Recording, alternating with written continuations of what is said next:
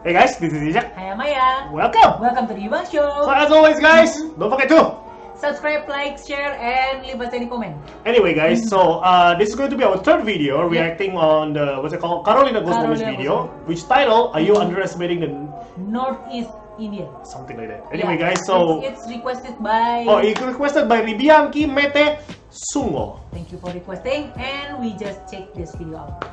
It's quite reasonable to say that the northeastern region of India is one of the most underestimated tourist destinations in the entire world. The land of red rivers and blue hills, the land of the rising sun, the land of peace and tranquility, the abode of clouds. Yes, these phrases do justice to the beauty and uniqueness of India's northeastern states, which are considered to be among the most biodiverse regions in the world. Historically, forest, agriculture, and other natural resources played a significant role in the cultural landscape of the region, which gave birth to a very rich tribal heritage. Indigenous religious traditions, cultures, and crafts flourished because the region managed to remain untouched by Western religious and commercial monocultures for a very long time. The northeastern region of India is not an ordinary place by any means. India is the second largest producer of silk in the world, and its northeastern states are among the biggest contributors. Oh, this is nice. Tripura is the second largest natural rubber producer in the country. Assam has the largest tea growing area in the world, with about 1/7 of the global tea production. 50% of the country's overall tea production takes place in Assam. In terms of bamboo genetic resources, India is the second richest country in the world after China. Over 50% of bamboo species occur in eastern India. The whole region is endowed with deposits of various minerals, and many of them are not yet fully explored. The first oil well in Asia was drilled in Assam, and the state is also the third largest producer of petroleum and natural gas in India. With its 600 million tons of oil and gas reserves, Nagaland alone could boost India's onshore oil and gas production by 75%. Arunachal Pradesh alone has more than 1/3 of the country's total identified hydropower potential, above 25 megawatts. When it comes to physical infrastructure, a lot of work is in progress. In Manipur, the world's tallest railway bridge and India's longest tunnel are under construction. A trilateral agreement with Thailand and Myanmar is in place to construct a Trans-Asian highway, which will connect India to the two countries and will make the region a real gateway to East and Southeast Asia. The region already has the longest rail-cum-road bridge in the country. It is considered to be one of the biodiversity hotspots of the world, and it supports about 50% of India's biodiversity. It supports one of the highest bird diversities in the East, with about 850 of the 1,200 bird species known on the Indian subcontinent. Of the 9 important vegetation types of India, 6 are found in the northeastern region. The region is the center of origin of citrus fruits. It is rich in wild relatives of croplands, and it has been identified as a center of rice germplasm. 16 of India's 104 national parks are located in its 8 northeastern states. The entire eastern Himalayas region was identified in the WWF's Global 200 ecoregion list, and Conservation International included the entire 8 states of the northeast in its eastern Himalaya hotspot. In physiographical terms, the region can be categorized into the northeast hills, the eastern Himalayas, and the Brahmaputra and Barak Valley plains. Sikkim has the world's third highest peak, the Kanchenjunga. Meghalaya has some of the deepest and longest caves in South Asia. Tropical rainforests, alpine meadows, cold deserts. The region is truly blessed. With as many as 8,000 species, India is the world's second largest exporter of medicinal plants. 40,000 herbal formulations derived from these medicinal plants form the backbone of India's rich, traditional medicine-based healthcare system. Hundreds of medicinal plants are native to the northeastern region of India. These tribal, traditional homes are relevant today. They demonstrate original sustainable living and sophisticated engineering skills. Kayak Minangkabau ya? Iya. In Nagaland, during discussions with the local people, it was noted that the majority of these houses survived during major earthquakes in the past. Nice. In India, the number of individual groups which are registered as scheduled tribes is around 700. States like Odisha, Karnataka, Maharashtra top the list. Nearly 140 tribal communities live in the 8 northeastern states of India. The region is a melting pot with multiple ethnicities, cultures, and religions. The total population of Northeast India is 46 million, Oh, that's a and lot, 68% of that population resides in Assam. There are about 220 languages spoken in these states, belonging to multiple language families. Sikkim, the world's first 100% organic state, has become the role model for the entire world in organic farming. Unique environmental conditions for development of floriculture makes it the kingdom of flowers. India is the largest producer of large cardamom in the world. A vast majority of that is produced in Sikkim. 84 glaciers, 315 glacial lakes, 10 mountain peaks, 5 hot springs, 8 mountain passes, 200 monasteries. This place is a paradise for tourists. It is. Mizoram is the wettest place in the world. Meghalaya. Molenlong was declared the cleanest village in Asia. The crystal clear water of the Umknot River, living root bridges, one of the world's oldest golf courses, some of the deepest and longest caves in South Asia, a solid school and college infrastructure. There is no other place like Meghalaya in the entire world. One of the most fascinating sides of Meghalaya is the tribal community, Garo. They are one of the few remaining matrilineal societies in the world. Their traditional tribal architecture is an excellent example of vernacular architecture, which should serve as an inspiration for everyone who is involved in sustainable construction and architecture. Tripura, a place where Tripuris, Bengalis, Manipuris and few other tribes live together. The land of rock-cut carvings, ancient temples, and the famous Ujjayanta Palace, which was built by Maharaja Radhakishora Manikya. Arunachal Pradesh gets a mention in Kalika Purana and Mahabharata, which are dharmic literature from ancient India. One of the oldest and the largest Buddhist monasteries is situated in Arunachal Pradesh. The state is also the birthplace of the 6th Dalai Lama. Oh. Life-transforming and self-awakening moments in such a tranquil setting come naturally. This is Kaziranga National Park, a UNESCO World Heritage Site. There was a time when this magnificent animal was close to extinction. The conservation of the one-horned Indian rhino in the last few decades is a phenomenal success story.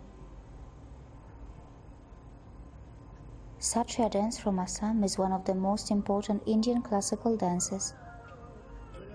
Sri Ganakanta Bora is one of the most eminent gurus of Satriya dance.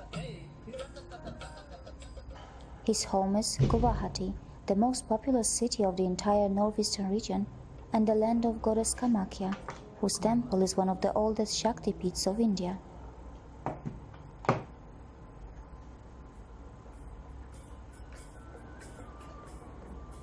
Each folk dance from Assam has a deep meaning and a fascinating story of its evolution. Efforts are being made to ensure that these cultures are not diluted. Di Indo malah ada beberapa dansa gitu mau dihilangin kan, Oh ya. gara-gara itu. Yang garis keras nggak setuju. Tahu kan? Pernah dengar kan? Belum. This is a Karbi Ada home. beritanya. These traditional tribal homes are some of the finest examples of India's rich heritage, a combination of intelligent engineering and sustainable living.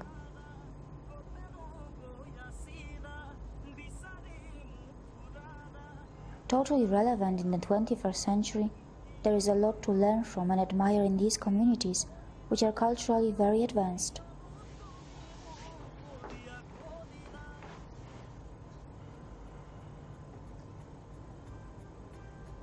A 90-minute drive from the largest freshwater lake in northeast India brought us to Imphal, the capital city of Manipur.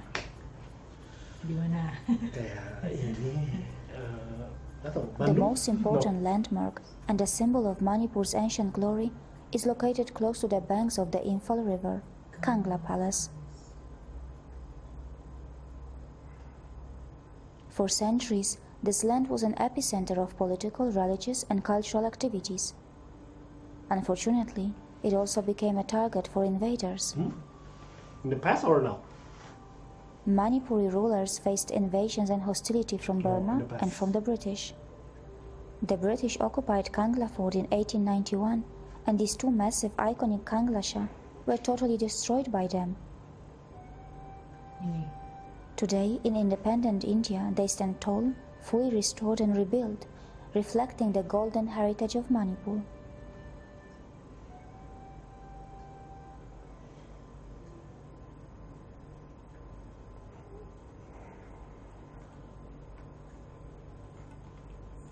Vaishnavism is one of the most important Vedic traditions, and Manipur is one of the most important historic centers.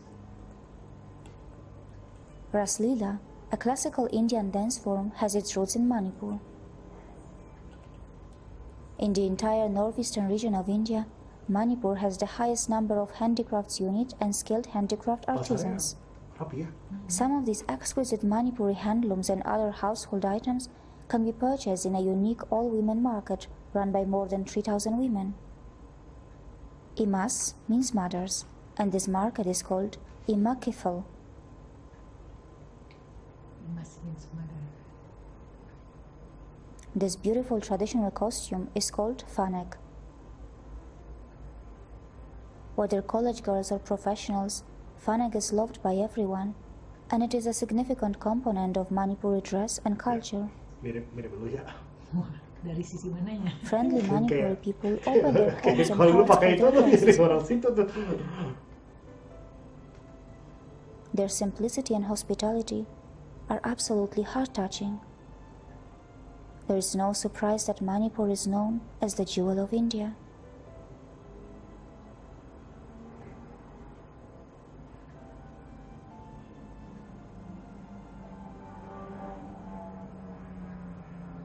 Many foreign tourists may not even know where Mizoram is, or who these friendly and hard-working Mizo people are.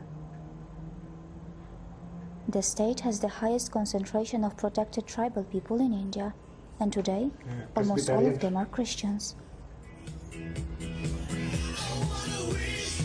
Worship. Sunday worship. Gila, gue mau nanya apa kayak gini orang India semua nih.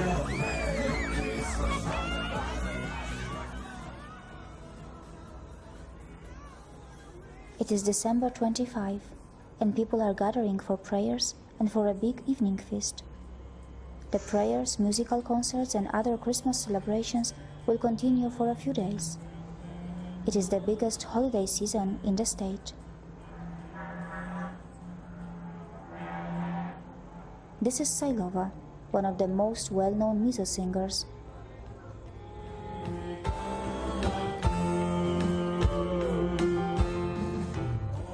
Today, Sailova is performing at a Christmas team event in Aizawl. You will find either a musician or a footballer in virtually every other home. Many emerging and well-known footballers in India are from this state. In the future, if India improves its football infrastructure, its stature will grow in the world of football, and Mizoram will very likely play a key role in this. During World War II, the Japanese invaded India, which at that time was a colony of Britain.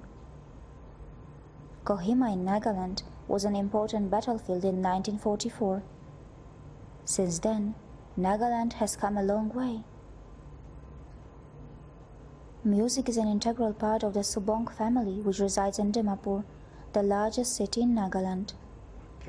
Arnella is a well-known artist with multiple skills. In 2005, She was appointed as guru by the Indian government's Ministry of Culture for her immense contributions and in order to fully utilize her knowledge and skills in music. Together with her husband, she co-founded a Biogenesis, a band that wanted to preserve the tribal ethos and unify all Naga tribes.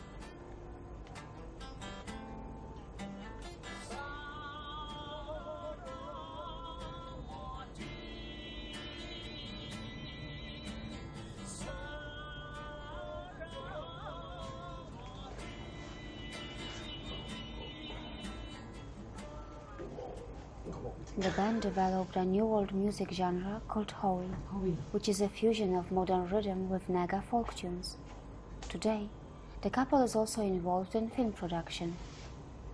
I did a short film, a very low-budget film called Lijaba's Daughter in the beginning, and it had lots of technical flaws, but it could still attract people from the outside world. So my film Lijaba's Daughter was screened in Moscow, and by the days of ethnographic, and my film was amongst some of the films from India and from the rest of the world. The university students and the scholars and anthropologists were really, they really felt, and it really attracted them, and some of them even came for research after seeing my movie Lijaba's Daughter. The Subong family is determined to preserve Nagaland's cultural heritage, and through music and films they are playing their part. The cultural wealth of Nagaland is very visible during the annual Hornbill Festival, which is attended by many tourists from all over the world. To my mind, there is no other place in the world which can match India's northeastern states. They represent our planet's hidden treasure. Yes, it may be true that Western commercial and religious monocultures have diluted many indigenous traditions, as well as the diversity in this region, but the land is still culturally rich and diverse. Even with this film, I barely scratched the surface. There is a lot that we can learn from these people. Their resilience, simplicity, and hospitality can touch anyone in so many more ways than I can articulate. These 8 northeastern states are India's hidden gems. See you again. And that was Karolina Goswami's video of Are You Underestimating Indians? Northeast India. Yeah. Anyway, so there was actually a very complete and thorough research of Northeast India. region, yeah. I think basically she have named everything. Yeah. So Everything. There's so many names. Yeah. There's so many details that I cannot remember all of them. remember all of them. Exactly. I think Karolina Goswami is very Proud. she's a big supporter of India actually. So I thought that was very interesting of the way she researched it. One thing that I find it interesting that I think she really, because the 2 of the videos that we have reacted, it's more like shots, generic shots. Yeah. This one I think she really goes to the northeast region, to take the footage. And to produce that awesome video. Anyway, guys, as always, thank you for watching and see ya.